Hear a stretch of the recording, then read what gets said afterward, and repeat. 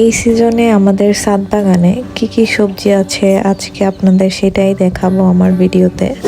দেখতে দেখতে শীত চলে গিয়েছে, তাই শীতের কিছু সবজি ছাদ বাগানে রয়েছে, সেগুলো আজকে হারভেস্ট করব। এগুলো হচ্ছে আমার লাগানো বিটরুট গাছ, অনেক বড় হয়েছে মাশাআল্লাহ। আজকে হারভেস্ট করব। বিটরুটের গাছগুলো সিজনের শেষ মুহূর্তে লাগানো হয়েছিল, সেজন্য খুব একটা ভালো ফলন আসেনি। এখন শীতের সিজন চলে যাওয়াতে শীতে যত সবজি আছে সবকিছু তুলে আবার নতুন করে সবজি লাগানো হবে। আর সেই জন্য আমাদের ছাদ বাগানের মাটি তৈরি করার কাজ চলছে। ছাদ বাগানে কোনো সবজি লাগানোর আগে যদি ছাদ বাগানের মাটি খুব সুন্দর করে তৈরি করে নেওয়া যায়, তাহলে বাগানের ফলন খুবই ভালো হয়।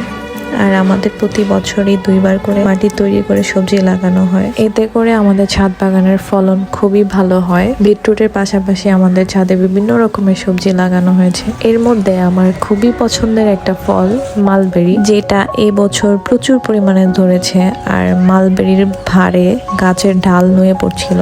মাশাআল্লাহ মাশাআল্লাহ, দেখে খুব ভালোই লাগছে। বিটরুট, মালবেরি সহ আমাদের ছাদের সবজির মধ্যে রয়েছে কালো বেগুন, বাঁধাকপি, টমেটো সহ আরো বিভিন্ন রকমের সবজি, যেগুলোর ভিডিও নিতে গেলে ভিডিও অনেক লং হয়ে যাবে। সো আমার ছাদ বাগানের ভিডিও যদি আপনাদের ভালো লেগে থাকে অবশ্যই কমেন্ট করে জানাবেন। আর আজকের ভিডিও এই পর্যন্তই। ভালো থাকবেন সবাই, আল্লাহ হাফেজ।